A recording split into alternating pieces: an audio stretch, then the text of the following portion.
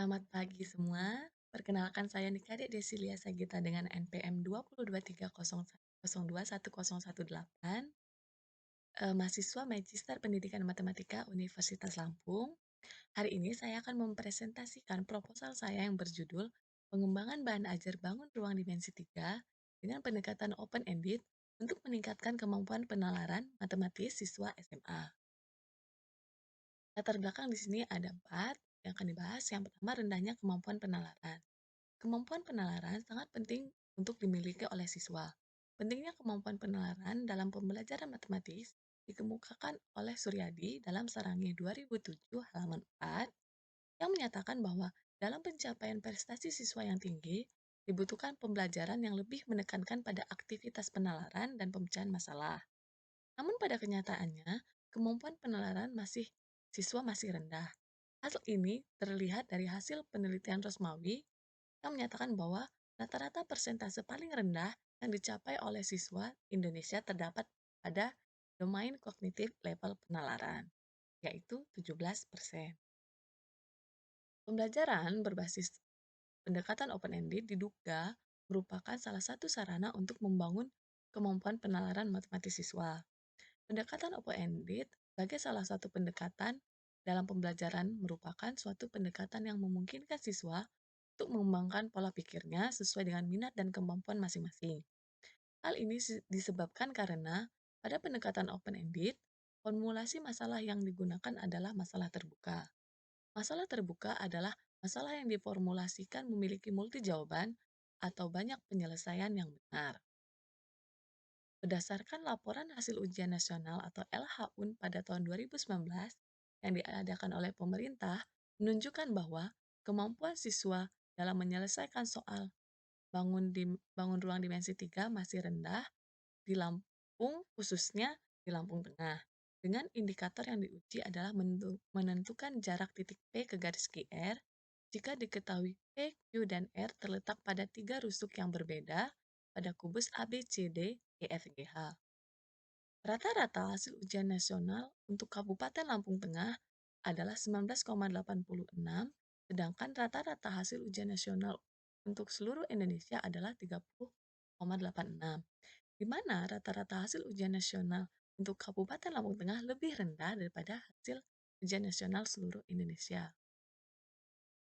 Menyikapi permasalahan dalam pembelajaran materi bangun ruang dimensi 3, terutama yang berkaitan dengan pentingnya kemampuan penalaran matematis, perlu diadakan peningkatan kemampuan penalaran matematis pada materi bangun ruang dimensi 3 melalui bahan ajar yang dikembangkan dengan tepat.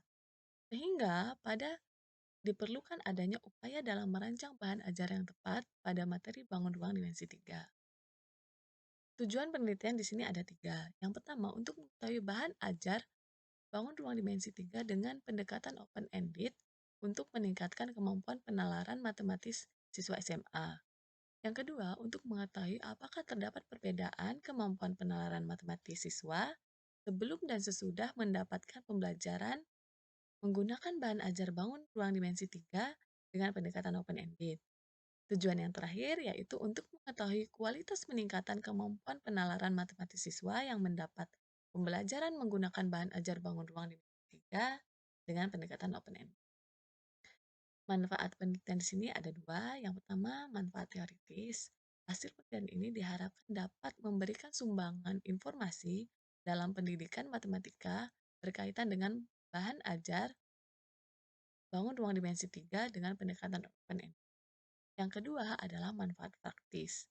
Penelitian ini dapat menjadi sarana untuk praktisi pendidikan dalam membuat pendekatan pembelajaran serta menjadi sarana mengembangkan ilmu pengetahuan dalam bidang pendidikan matematika. Tujuan pustaka yang akan dibahas ada 3. Yang pertama, bahan ajar. Yang kedua, pendekatan open-ended.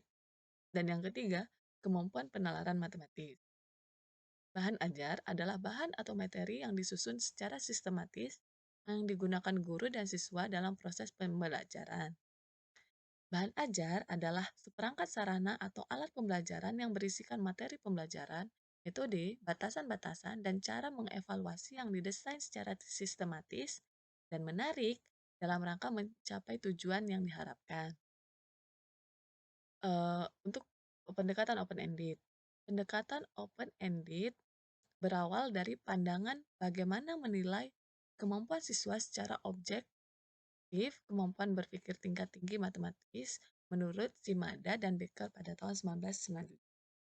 Seperti diketahui bahwa dalam pembelajaran matematika, rangkaian pengetahuan, keterampilan, konsep-konsep, prinsip-prinsip, atau aturan-aturan biasanya diberikan kepada siswa dalam langkah sistematis. Tentu saja rangkaian tersebut tidak diajarkan secara langsung, terpisah-terpisah atau masing-masing. Namun harus didasari sebagai rangkaian yang terintegrasi dengan kemampuan dan sikap setiap siswa. Dengan demikian akan terbentuk suatu keteraturan dan pengorganisasian intelektual yang optimal. Pendekatan open-ended sebagai salah satu pendekatan dalam pembelajaran merupakan suatu pendekatan yang memungkinkan siswa untuk mengembangkan pola pikirnya sesuai dengan minat dan kemampuan masing-masing. Tujuan pustaka yang ketiga yaitu kemampuan penalaran matematik. Kemampuan penalaran matematis adalah kemampuan untuk berpikir atau pemahaman mengenai permasalahan-permasalahan matematis secara logis untuk memperoleh penyelesaian, memilah apa yang penting dan tidak penting dalam menyeleksi sebuah permasalahan tersebut, dan menjelaskan atau memberikan alasan atas penyelesaian dari suatu permasalahan. Metode penelitian. Metode penelitian yang digunakan dalam penelitian ini adalah metode design research. Metode ini dapat menjawab hipotesis penelitian dan tujuan penelitian. Pertimbangan peneliti menggunakan metode design research pertama, yaitu belum terdapat teori tentang lintasan belajar penelitian pendidikan matematika untuk meningkatkan kemampuan penalaran matematis siswa pada materi bangun ruang dimensi 3. Tujuan dari penelitian yang dilakukan pada penelitian ini adalah mengembangkan bahan ajar. Oleh karena itu, metode design research digunakan karena sesuai dengan salah satu dari 3 hasil yang diperoleh dari design research menurut Bloom yang telah dipaparkan dalam makalah, yaitu model intervensi, di mana design research adalah salah satu metode penelitian untuk mengembangkan bahan ajar yang dapat membantu siswa untuk memecahkan dan mengatasi kesulitan belajar. Bahan ajar yang dikembangkan oleh peneliti ini berupa uraian materi dan LKS, bangun ruang dimensi 3 dengan pendekatan open-ended yang diharapkan dapat meningkatkan kemampuan penalaran matematis siswa SMA.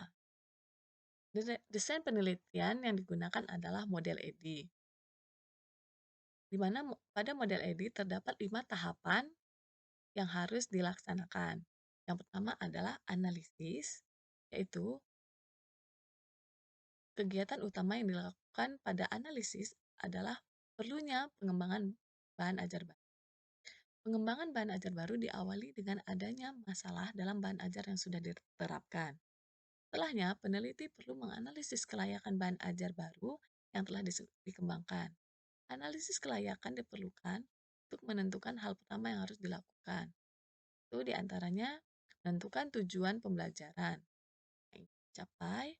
Yang kedua, mengetahui karakteristik siswa sebagai acuan dalam perancangan bahan ajar. Yang ketiga, mengetahui sumber yang dibutuhkan sebagai acuan dalam perancangan bahan ajar. Tahap yang kedua yaitu tahap desain. Dalam menyusun bahan ajar, hal pertama yang harus dilakukan pada tahap desain yaitu pertama menentukan learning experience atau pengalaman belajar yang perlu dimiliki oleh siswa. Yang kedua, menentukan tujuan pembelajaran. Dan yang ketiga, membuat blueprint yang tepat berdasarkan teori yang digunakan sesuai materi yang telah ditentukan. Tahapan yang ketiga yaitu tahapan development, yaitu berisi kegiatan realisasi rancangan bahan ajar. Pada tahap ketiga ini dibagi menjadi 3 tahap, yaitu pertama mengembangkan bahan ajar, kedua menyusun instrumen penelitian, dan yang ketiga melakukan validasi.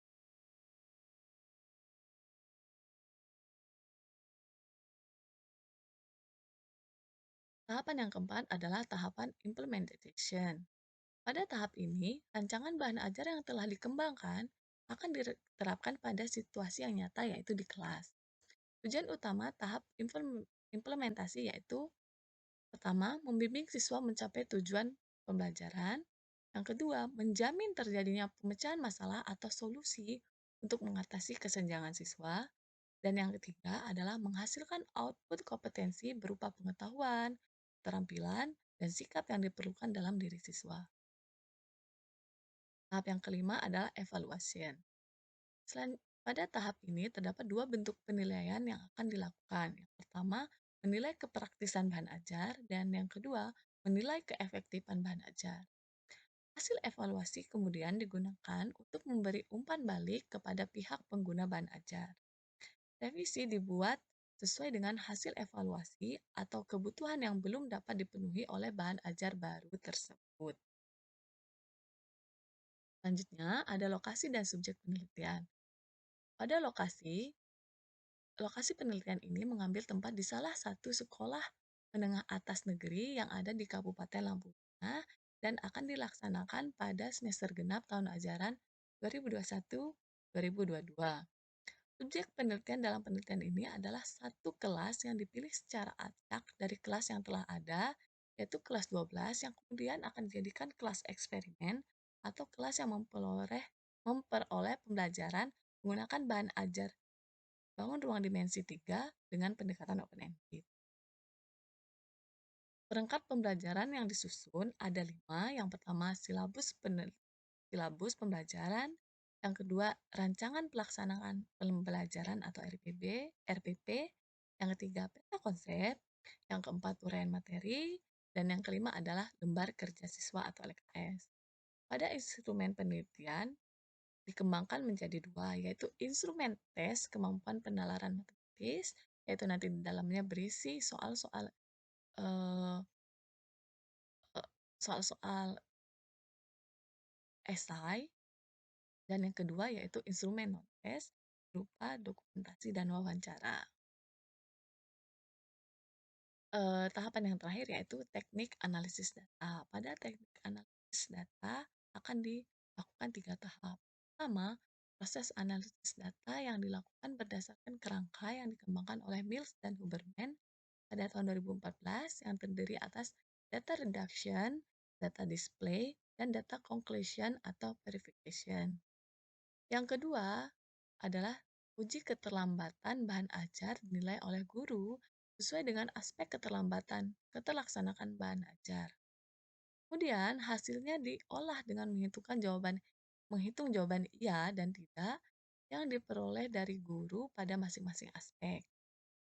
Dari hasil uji keterlaksanaan selanjutnya dianalisis dengan menggunakan teknik analisis persentase. Teknik analisis persentase dinyatakan dengan rumus P sama dengan jumlah jawaban ahli dalam satu komponen dibagi dengan jumlah jawaban maksimum dalam satu komponen dikali dengan 100%.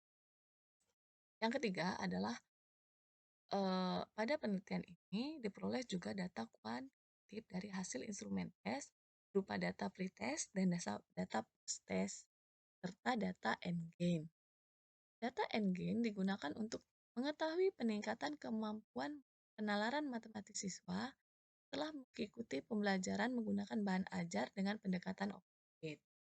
Besarnya peningkatan sebelum dan sesudah pembelajaran dihitung dengan rumus gain ternormalisasi atau N-gain yang dikembangkan oleh Melzer pada tahun 2002 dengan rumusnya yaitu G sama dengan post-test score atau nilai post-test dikurangi dengan pre-test score atau nilai pre-test dibagi dengan maximum possible score yaitu nilai maksimal yang mungkin dikurang dengan pretest score atau nilai tes. Sekian presentasi yang dapat saya sampaikan. Terima kasih atas perhatiannya. Saya ucapkan selamat pagi.